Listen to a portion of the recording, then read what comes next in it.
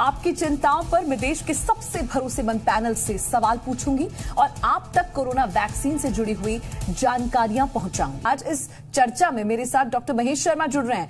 Doctor Sunil हमारे साथ बने हुए हैं। बहुत बहुत स्वागत doctor Sunil ji. Senior doctor हैं और वो भी वैक्सीन लगाने वाले हैं। Doctor Anshuman senior cancer surgeon हैं और वैक्सीन लगाने वाले हैं।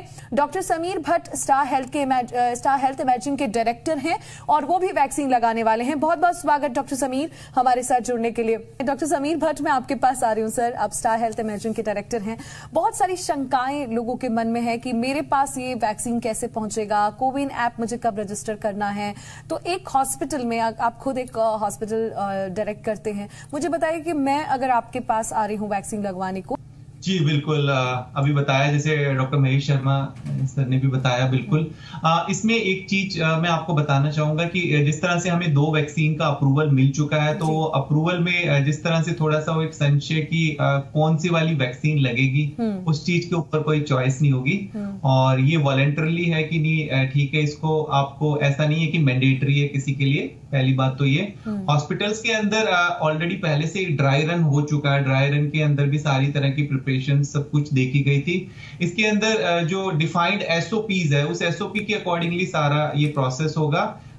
हर एक एरिया के अंदर एक जो है वेटिंग एरिया, अलग से डेजिग्नेटेड वेटिंग एरिया दिया जाएगा। वेटिंग एरिया के साथ साथ जो है वैक्सीनेशन वाला एरिया और उसके बाद एक ऑब्जर्वेशन रूम होगा जिसमें वैक्सीन लगने के बाद 30 मिनट तक जो है जिनको वैक्सीन लगी है उनको वेट करना पड़ेगा और एक कंसेंट फॉर्म भी उनको साइन करना पड़ेगा और बाकी कुछ इसके अंदर कॉन्ट्रा इंडिकेशंस भी किनको नहीं लगानी है वो सब भी गाइडलाइंस है कि जो प्रेग्नेंट विमेन है या 18 साल से कम आपकी उम्र है तो वो नहीं लगेगा, या जो स्तनपान करा रहे हैं लैक्टेटिंग वुमेन, इनको नहीं लगना। ऐसी कुछ उसमें कॉन्ट्राइंडिकेशंस भी दी गई है जिनका ध्यान रखा जाएगा। अब जैसा आपने बात की कि अभी फिलहाल हमने जो गाइडलाइंस आई है जिसके अंदर की लगभग 30 करोड़ को वैक्सीनेशन होगा, जिसके अंदर की 3 करोड़ में से 1 करोड़ लगभग हेल्थ केयर वर्कर्स है और लगभग 2 करोड़ के करीब फ्रंट लाइन वर्कर्स है। उनका होने के बाद फिर बाकी चीजें आगे शुरू होगी। अभी आपको मैं बताना चाहूंगा कि लगभग और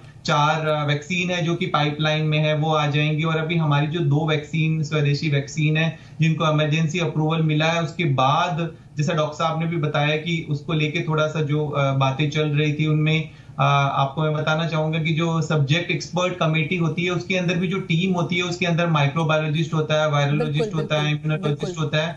तो वो एक बहुत साइंटिफिक तरीके से उसको अप्रूवल मिला जाता है। इमरजेंसी अप्रूवल का मतलब ऐसा नहीं है कि किसी भी तरह के कोई प्रोसेस में जो है कोई ढिलाई बरती गई है।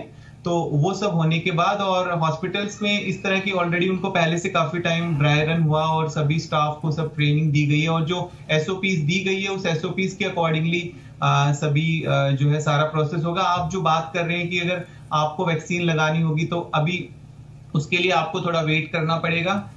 जिस तरह से आगे आगे फर्दर डायरेक्शंस आएंगी, जैसे कोविन ऐप के थ्रू जो है आगे सारा काम होगा जिसमें सेंट्रलाइज्ड डेटा सारा मेंटेन होगा। तो पहले एसएमएस जाएगा, मैसेज आने के बाद आपको फर्दर नेक्स्ट स्टेप आपको फिर उसके बाद करना होगा और इसमें एक सर्टिफिकेट भी जनरेट होगा आपको कि आप वैक्सीनेट हो चुके हैं। बहुत सारे मिथ्ये हैं, बहुत सारी अफवाहें फैलाई जा रही हैं कि वैक्सीन लेने के बाद कहीं किसी को दिक्कत तो नहीं होगी, कहीं कोरोना का और खतरा ना बढ़ जाए। क्या आपकी बॉडी में जानबूझकर अगर आप ठीक आपको कभी कोरोना नहीं हुआ तो फिर क्या किसी को वैक्सीन लगानी चाहिए या नहीं? उन अफवाहों को क्लियर करने के लिए तो आज जैसे ये अभी लॉन्च हुई है और लॉन्च होने के बाद सबसे पहले हमारे काफी जो सीनियर डॉक्टर्स हैं उन्होंने सबसे पहले आगे आके, जैसा अभी मैडम भी बात कर रहे थे कि उन्होंने आगे आके अपना वैक्सीनेशंस लगवाई हैं। तो ये होने के बाद आई थिंक ये वाली सारी चीजें, और जैसे डॉक्टर महेश शर्मा भी बता चुके हैं और अभी आपको बताया कि इसके पीछे बहुत बैकग्राउंड है साइंटिफिकली, जो अप्रूवल का प्रोसेस भी हुआ है उसके पीछे जो हमने बात की है। और अभी इसके जो ट्रायल भी हुए थे उस ट्रायल के अंदर भी कोई इस तरह के कोई एडवर्स रिएक्शंस ऐसे कोई देखे नहीं गए हैं। तो इसमें तो हम यही अपील करेंगे सबसे कि इस तरह की अफवाहों पे आप बिल्कुल भी ध्यान ना दें और अभी इस वैक्सीनेशन ड्राइव को सफल बनाने के लिए हमें बिल्कुल जो है सरकार के साथ और हमारे जो हॉस्पिटल्स और जो वैक्सीनेशन सेंटर्स डेजिग्नेटेड किए गए हैं उनको पूरा हमें सहयोग देना चाहिए और बाकी सभी तरह के र्यूमर्स को हमें अवॉइड करना चाहिए। डॉक्टर समीर भट्ट, कुछ आपसे टिप्स भी मैं चाहूंगी कि आप हमारे दर्शकों को पहुंचाएं और ये समझाएं कि हमें किसी तरह की अफवाह पर ध्यान नहीं देना है।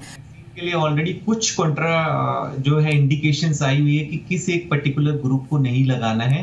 बाकी सबको, जैसा अभी आपने भी सवाल पूछा था कि आपको अभी तक कोविड नहीं हुआ है तो आपको लगानी चाहिए कि नहीं लगानी चाहिए। प्रिवेंशन के लिए सबको लगाना चाहिए। अभी तक सभी तरह के प्रोटोकॉल सभी वो वैसे ही फॉलो हो रहे हैं। अभी उसी तरह से टेस्टिंग भी होगा जब टेस्टिंग रिक्वायर्ड है। हम सर्जरीज से पहले, इलेक्टिव सर्जरी से पहले जो टेस्टिंग करते हैं वो टेस्टिंग, जिस तरह से ट्रैवलिंग के लिए आपको टेस्ट कराना, वो सब भी उसी तरह से अभी सारी चीजें चलेंगी। जो आपके कोविड अप्रोप्रिएट बिहेवियर है वो भी उसी तरह से होंगे। एक क्या होता है कि जैसा हम देखते हैं कई बार, जैसा पॉजिटिविटी रेट कम हो जाती है, ट्रांसमिशन कम हो जाता है, उस टाइम फिर से हम थोड़ा सा वो कैजुअल जो है हम करना शुरू कर देते हैं, जो कि बिल्कुल नहीं होना चाहिए। जैसा कि आपने भी देखा ही होगा कि किस तरह से फेस्टिव सीजन के बाद और एकदम से वो फिर चीजें किस तरह से बढ़ जाती है। और फिलहाल अभी हम जैसा देख भी रहे हैं कि अभी ये फेजेस में होगा जो वैक्सीनेशन प्रोग्राम है। और अभी फिलहाल तो हम सिर्फ हेल्थ केयर वर्कर और फ्रंटलाइन वर्कर और दूसरा जो कोमॉर्बिड वाले हैं उनको टारगेट कर रहे हैं। तो बहुत बहुत शुक्रिया आप तमाम लोगों का मेरे साथ जुड़ने के लिए। मैं सिर्फ अपने देशवासियों को आज यही कहना चाहती हूँ कि वैक्सीन से जुड़ी अगर कोई अफवाह है तो प्लीज उसे आप कहीं भी पढ़कर, व्हाट्सएप पे पढ़कर बचिए। तो आप भी किसी भी तरह की राजनीति, किसी भी तरह की अफवाह, किसी भी तरह की मिथ्य से बचिए और अपना ख्याल रखिए। फिलहाल इतना ही। नमस्कार।